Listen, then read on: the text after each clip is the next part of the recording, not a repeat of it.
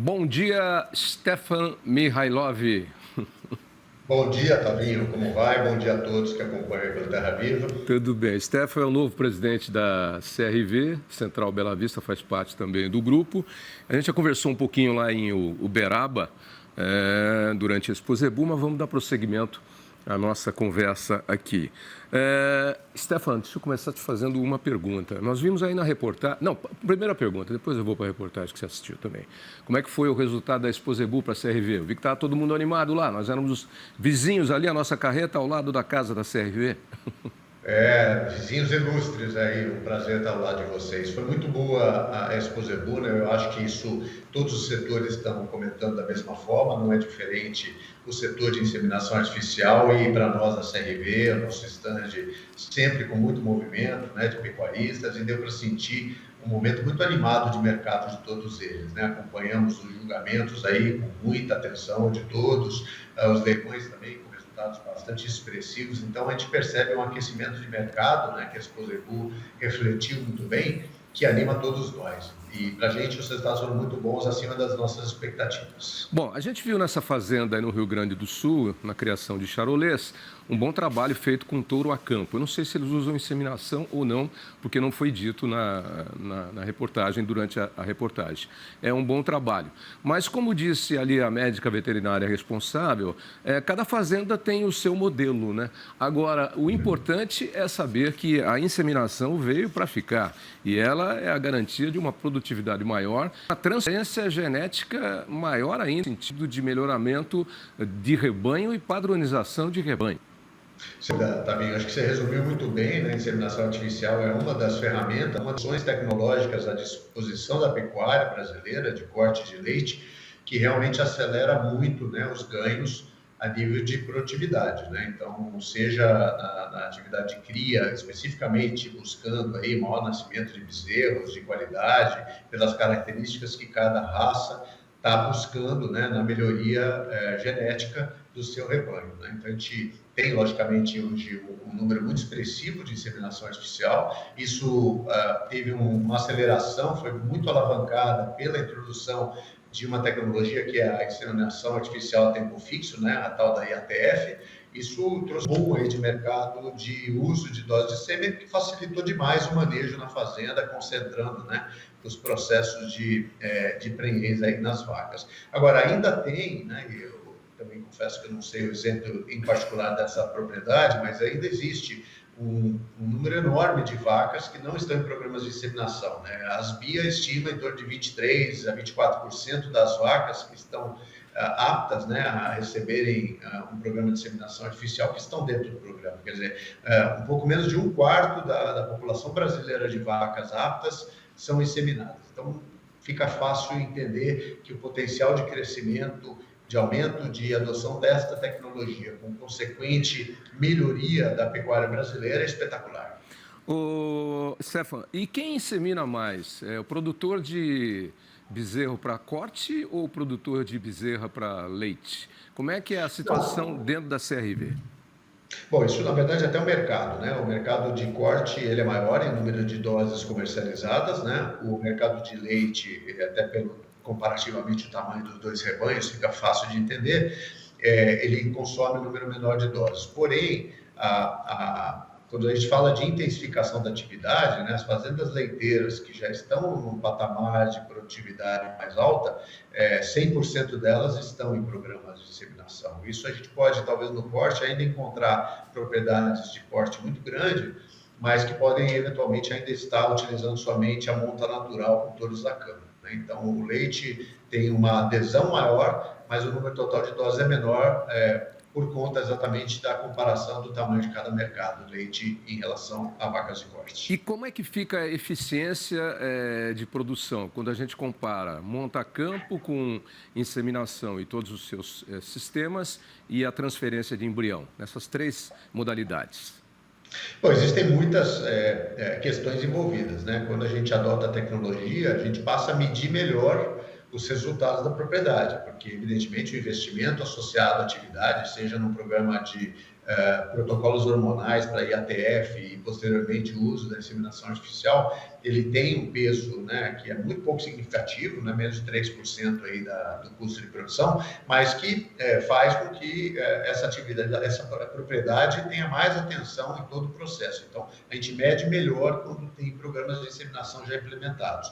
Quando a gente fala em transferência de embriões, né, até a gente está falando de um organismo vivo, né, quer dizer, um embrião que vai ser congelado ou, se for já coletado na própria fazenda, a transferência fresca, mas isso reduz, né, a possibilidade de você ter índices de prenhez mais elevados. Porém, a assertividade desse processo de você trazer a genética exatamente o que você espera, né? Você controla qual é o sêmen que vai ser utilizado para produzir aquele embrião, então você tem o touro, a vaca muito bem identificadas, que características você quer trazer, se espera que tenha um macho ou uma fêmea de acordo com o objetivo dessa atividade. Então, a transferência de embriões vão ter índices mais baixos do que a inseminação artificial, mas isso é irrelevante em relação aos ganhos das tecnologias. Então, cada propriedade vai se encaixar em determinado momento da sua evolução tecnológica entre as três possibilidades.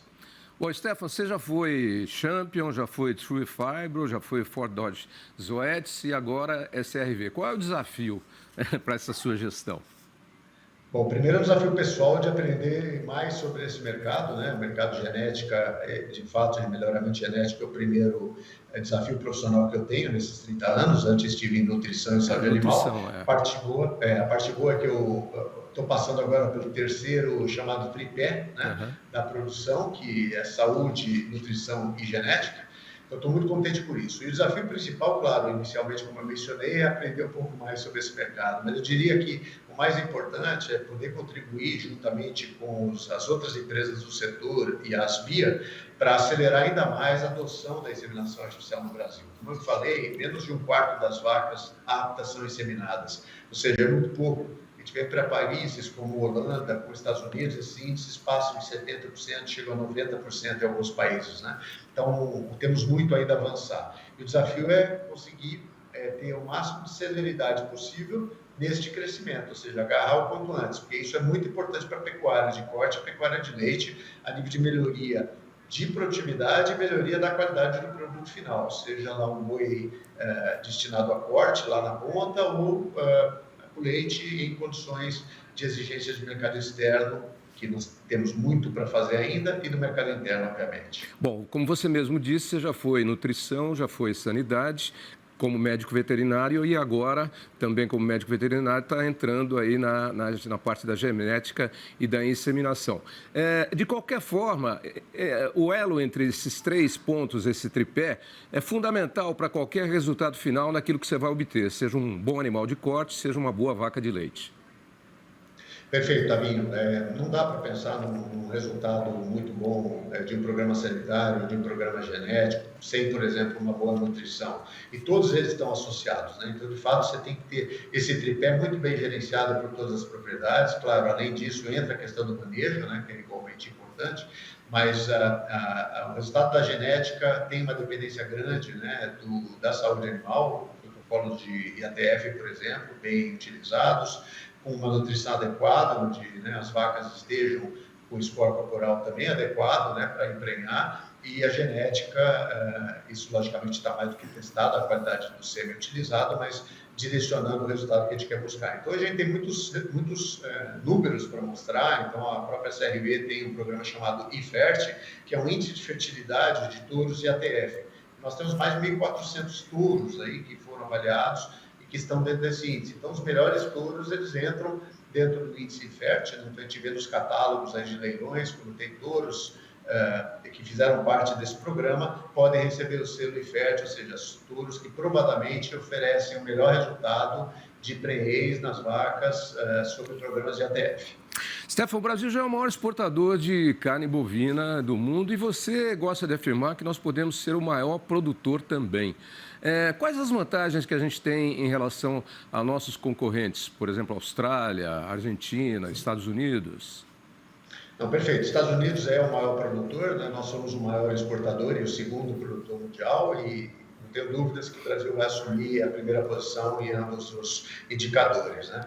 Mas nós temos uma grande vantagem, né, de, primeiro, estar no hemisfério sul, portanto, nós estamos menos sujeitos às intempéries climáticas, né? Pensa no hemisfério norte, que uma boa parte do ano a maioria dos países e regiões sofrem com neve, né? Condições de clima muito adversas, coisa que o país tropical não tem.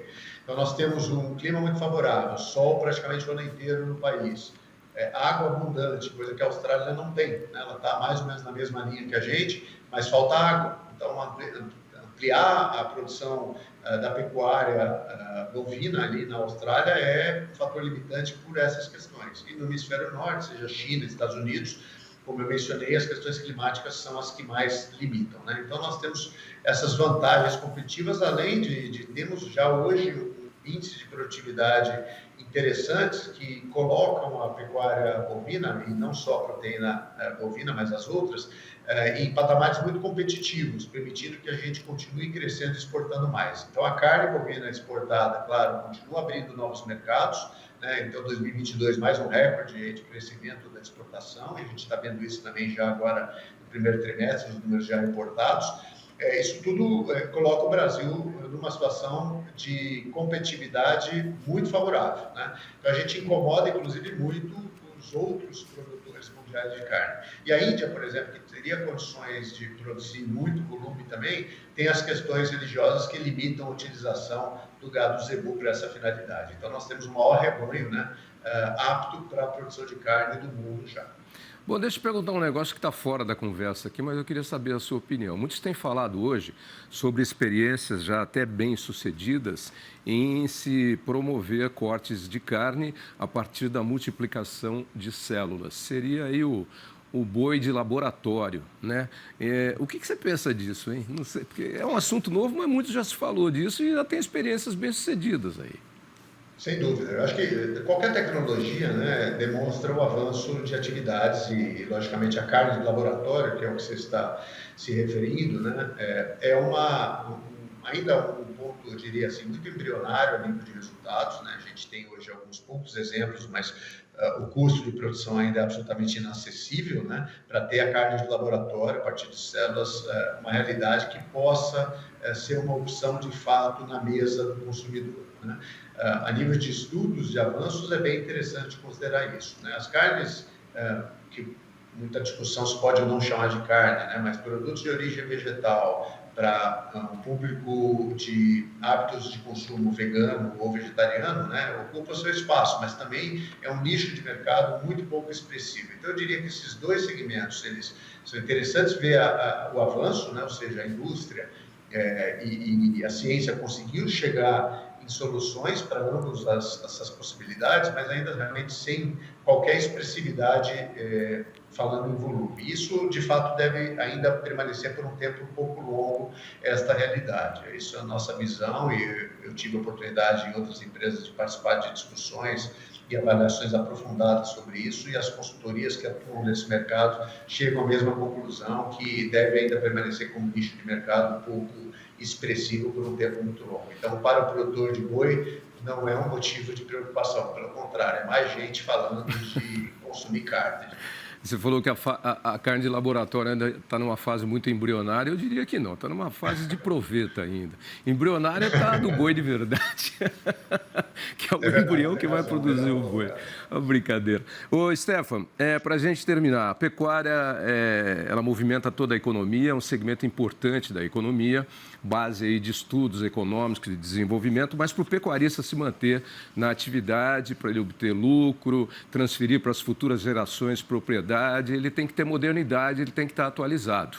E eu acho que a CRV e a Central Bela Vista sempre tiveram uma tradição e agora, sob seu comando aí, acho que tem as ferramentas necessárias para quem quiser adotar novos princípios e novas atividades, né, Stefan?